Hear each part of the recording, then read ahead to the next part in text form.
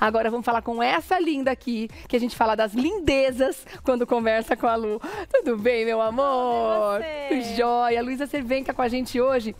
Primeiro, obrigada. Primeira coisa que eu tenho que falar é muito obrigada, porque a parceria que a gente tem aqui com Revista é de muitos e muitos anos. Você lembra quando você começou? Você se lembra quando você começou aqui? Péssima de data. Eu também, menina. Muito ruim. Mas eu arrisco a dizer que tem pelo menos uns 5 anos ainda, não? Sim, com Daí certeza pra mais, uns né? 5 anos. Pelo menos metade da história. Pelo menos uns 2 anos antes da pandemia. Então aí, mínimo de 4, 5 anos, com certeza. As pessoas sem memória precisam de, que é o meu caso, né? Precisam de uma referência. Exato. Então a pandemia virou referência para um monte de coisa. Antes da pandemia, depois da pandemia. Eu tô nessa também.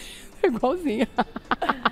Lindona, vamos falar o que acontece com os cães, porque é interessante a gente perceber o envelhecimento deles, o quanto difere nas raças grandes ou nos cães grandes, né, de grande porte, e nos cães de pequeno porte. Um cachorro pequenininho de 10 anos é uma coisa, um cachorro grande de 10 anos é outra, né? Exatamente. Hoje a gente vê uma qualidade de vida muito maior para os cachorros de qualquer idade, mas principalmente para aqueles que vão ficando mais velhos. Então, com o avanço da medicina veterinária, com a alimentação correta, com a medicação, os diagnósticos mais precisos, a gente está começando a ter animais cada vez mais idosos, graças a Deus, né? Sim, que eles estão ficando mais né? tempo com a gente. A gente queria que eles fossem eternos, na verdade. Né? Exatamente. Mas... Então, hoje a gente já tem cães que duram 20 e tantos anos, verdade. Os gatos também. Então, quando a gente pensa em cães menores, a gente tem uma longevidade maior do que cães maiores.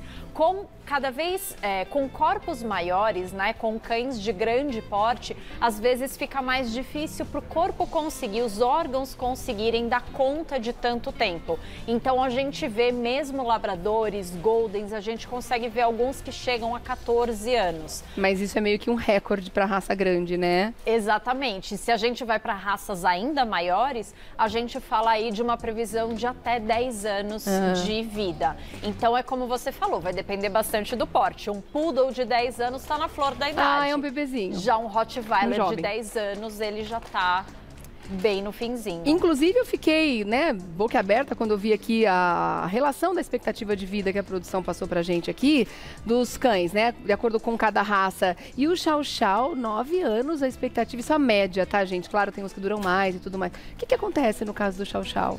Algumas raças têm o que a gente chama de envelhecimento precoce. Então, por questões genéticas, tem realmente uma dificuldade quando vai avançando a idade de conseguir dar conta com questões cardíacas, questões renais, questões hepáticas e até uma facilidade maior para ter alguns tipos de tumores ou cânceres. Então, por isso, acaba diminuindo a expectativa de vida da raça. Isso é uma coisa legal da gente falar, porque também é um item importante para a gente analisar quando está escolhendo, no caso de quem opta por comprar um cachorro, né, para quem opta por investir nisso, né? Se você vai adotar, a gente não olha muito, mas enfim, no caso dos cães, então, de repente a pessoa não consegue lidar muito bem com essa perda e tudo mais, quanto mais longevo o animal, melhor, né?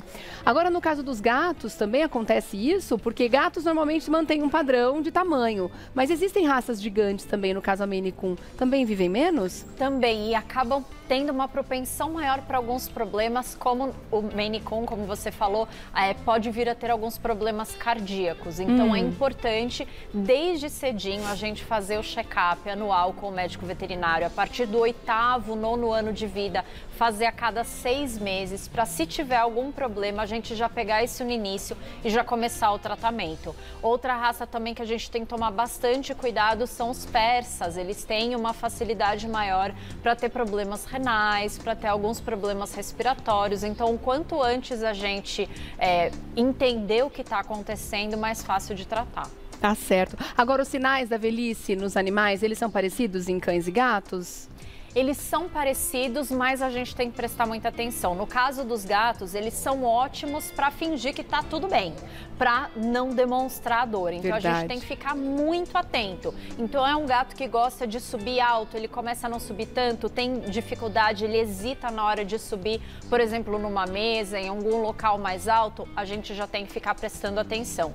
Ou na hora de fazer xixi, ele já não se agacha como era antes, ele acaba fazendo o xixi mais na parede, parede assim, não conseguindo abaixar para fazer sentadinho, a gente também tem que prestar atenção, porque os gatos têm uma facilidade maior para ter problemas articulares, como artrites, artroses, e muitas vezes a gente só vai perceber quando eles já estão muito mal. Então, o quanto antes a gente perceber, melhor. E não tem essa de que o focinho branco é porque está ficando velhinho. Não, essa teoria caiu por terra. Os cães e os gatos que vão ficando com o pelo do focinho, mais os cães, né? Os gatos nem tanto, vão ficando com o pelo do focinho mais esbranquiçado, está muito mais relacionado ao ambiente estressor do que necessariamente à idade. É mesmo? E nos gatos a gente vai percebendo, por exemplo, os mais escuros, eles vão perdendo alguns pelos e no local vão nascendo os mais clarinhos. Então eles acabam ficando com a pelagem inteira um pouco mais esbranquiçada. Mas isso também pode vir a acontecer mais cedo se porventura tiver uma cicatriz, algum arranhão. Então não se preocupe com gatos e cães ficando branquinhos. Não necessariamente quer dizer que eles estão velhinhos. Tô aqui imaginando que o Pinscher deve nascer com bigode branco já, então. Você falou que tem a ver com tensão e estresse. O bichinho já é puro estresse desde sempre, né? É verdade, ele é metade estresse, metade pânico. É muito bom. Vamos dar um recadinho? Vou deixar aqui o contato, você já vai seguindo, Luísa Cervenka no Instagram e no YouTube, youtube.com/LuísaCervenka, com vários vídeos com dicas para cães e gatos. E tem o site também, luisacervenka.com.br. Minha linda, até já, viu? Até!